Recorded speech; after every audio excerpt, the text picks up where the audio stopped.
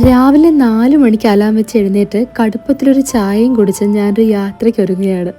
യാത്ര എങ്ങോട്ടാന്നൊക്കെ പതിയെ പറയാം. വീട് പൂട്ടി ഇറങ്ങിയപ്പോഴേക്കും പ്രീ ബുക്ക് ചെയ്തിരുന്ന യൂബർ എത്തി. ഒരു സഡൻ പ്ലാൻ ആയതുകൊണ്ട് തന്നെ തലേ ദിവസം മാത്രമാണ് റെയിൽവേ ടിക്കറ്റ് ബുക്ക് ചെയ്തത്. അതുകൊണ്ട് തന്നെ സ്ലീപ്പർ എങ്കിലും കനിഞ്ഞു നൽകിയ റെയിൽവേ മാമന്മാരോടൊക്കെ നന്ദി പറഞ്ഞ് തീരുന്നതിന് മുന്നേ യൂബർ ചേട്ടൻ ഞങ്ങളെ റെയിൽവേ സ്റ്റേഷനിൽ എത്തിച്ചു. പുള്ളിയുടെ പൈസയും ഗൂഗിൾ പേ ചെയ്ത് നേരെ പ്ലാറ്റ്ഫോമിലേക്ക്. എത്ര മോശം ചായ ആണെന്നുണ്ടെങ്കിലും ട്രെയിനിൽ നിന്നൊരു ചായ അത് നിർബന്ധ. എനിക്കും ട്രെയിനിനും റെയിൽവേ സ്റ്റേഷനും ഇടയിൽ ഒരു അഗാധമായ ബന്ധത്തിന്റെ കഥ പറയാനുണ്ട്. പക്ഷേ സമയത്തിന്റെ പരിമിതി മൂലം ഞാനിതിവിടെ ചുരുക്കാണ്. ആ കഥ മറ്റൊരു അവസരത്തിൽ പറയാം. കുറച്ച് വർത്തമാനവും കുറച്ചധികം പ്രകൃതി വീക്ഷണവും ഒക്കെ കഴിഞ്ഞ് അങ്ങനെ പോതന്നൂർ റെയിൽവേ സ്റ്റേഷനിലെത്തി. സ്റ്റേഷനിലെത്തിയപ്പോഴേക്കും ഏകദേശം 2 മണി കഴിഞ്ഞു. വൻകുടല് ചെറുതായിട്ടൊന്ന് ഫ്രൈ ആവുന്നതിന്റെ മണം കിട്ടി തുടങ്ങിയപ്പോഴേക്കും ഞാൻ ഓർത്തെന്നാ പിന്നെ ലഞ്ച് കഴിച്ചേക്കാം. വേറൊരു നാട്ടിൽ പോയി അവിടുത്തെ ഭക്ഷണത്തിനെ കുറ്റം പറയുന്ന അത്ര നല്ല ശീലമല്ല. പക്ഷെ എന്നാലും എനിക്ക് പിടിച്ചില്ല. അവിടുന്ന് നേരെ ആദിയോഗിയിലേക്ക് പോകുന്ന വഴി മുഴുവൻ എനിക്ക് ഫോർ സം റീസൺ ഗൃഹാതുരത്ത് അലതല്ലുന്നുണ്ടായിരുന്നു. ആദിയോഗിയെ കുറിച്ച് പറയുന്നതിന് മുന്നേ നമുക്ക് ഇഷയിലേക്ക് പോകാം. കോയമ്പത്തൂരിന്റെ ഔട്ട്സ്കേർട്സിൽ വെള്ളിയാങ്കിരി മലനിരകളോട് ചേർന്ന് കിടക്കുന്ന ഇഷ യോഗ സെന്റർ സദ്ഗുരു സ്ഥാപിച്ച ഒരു NGO ആണ്. ഒരു വണ്ടി ട്രിപ്പ് വന്ന് അടിച്ചു പൊളിച്ചു പോകാൻ അനുയോജ്യമായ ഒരു സ്ഥലമല്ല ഇവിടം. മനുഷ്യർക്ക് മാനസികമായും ശാരീരികമായും സ്വയം പരിവർത്തനത്തിനായുള്ള ഒരു ഇടം ഉണ്ടാക്കുക എന്നുള്ളതാണ് ഇഷയുടെ പ്രൈം ഒബ്ജക്റ്റീവ്. കൂടാതെ യോഗ, മെഡിറ്റേഷൻ തുടങ്ങി ആത്മീയ വളർച്ചയ്ക്കുള്ള സാധ്യതകൾ ഒരുക്കുക കൂടിയാണ് ഇഷ.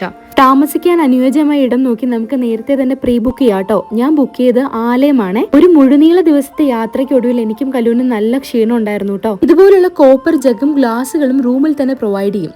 ആവശ്യാനുസരണം ഡിസ്പെൻസറിൽ നിന്നും വെള്ളം എടുക്കാവുന്നതാണ്. തിരികെ റൂമിലെത്തി അമ്മയും വിളിച്ച് കുറച്ച് വെള്ളവും കുടിച്ചപ്പോഴേക്കും കല്ല് കുളി കഴിഞ്ഞെത്തി. വെറുതെ റൂമിലിരുന്ന് സമയം കളയാൻ പാടില്ലല്ലോ. അതുകൊണ്ട് തന്നെ ഞാനും നല്ല തണുത്ത വെള്ളത്തിലൊരു കുളി പാസാക്കി പുറത്തേക്ക് ഇറങ്ങി. ഒരു നല്ല ചൂട് കാപ്പി കുടിച്ച ശേഷം നേരെ പോയത് ആദിയോഗിയിലെ ദിവ്യദർശനം കാണാനാണ്. ഇനി ആദിയോഗിയെ കുറിച്ച് കുറച്ച് വിശേഷങ്ങൾ പറയാം.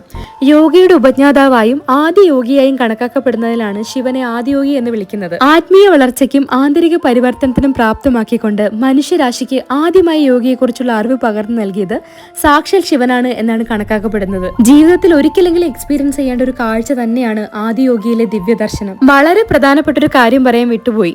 ഫോട്ടോഗ്രാഫിയും വീഡിയോഗ്രാഫിയും അനുവദനീയമല്ലാത്തത് കൊണ്ട് തന്നെ വളരെ കുറച്ച് വീഡിയോ ക്ലിപ്സ് മാത്രമേ ഇതിൽ ഉൾപ്പെടുത്താനാകൂ. ഇഷയിൽ ഞാൻ കണ്ട കാഴ്ചകൾ ഏറെയാണ്. അതിലൊരു 10% പോലും നിങ്ങളിലേക്ക് എത്തിക്കാൻ കഴിഞ്ഞില്ലല്ലോ എന്ന സങ്കടത്തോടു കൂടി ഞാനും കല്ലുവും പിറ്റേ ദിവസം രാവിലെ തന്നെ ചെക്കൗട്ട് ചെയ്തു കേട്ടോ. ഈ കക്ഷിയും ഇദ്ദേഹത്തിന്റെ കൂട്ടുകാരും ഇവിടുത്തെ സ്ഥിരം കാഴ്ചകളാണ് എന്നാട്ടോ ഞാൻ കേട്ടറിഞ്ഞത്. ഇവിടെ താമസിക്കാൻ എത്തുന്നവർ നല്ല ക്രീം ബിസ്ക്കറ്റും പഴവും ഒക്കെ കൊടുത്ത് പുള്ളിയെ വഷളാക്കി വെച്ചിരിക്കുകയാണ് എന്നാണ് മൊട്ടമാടിയിൽ ഉണ്ടായിരുന്ന ആ ചേച്ചി പറഞ്ഞത്. ഇനി ഒരിക്കൽ കാണാമെന്ന വ്യവസ്ഥയിൽ കക്ഷിയോട് യാത്ര പറഞ്ഞ് ഞങ്ങൾ പതിയെ ഇറങ്ങി.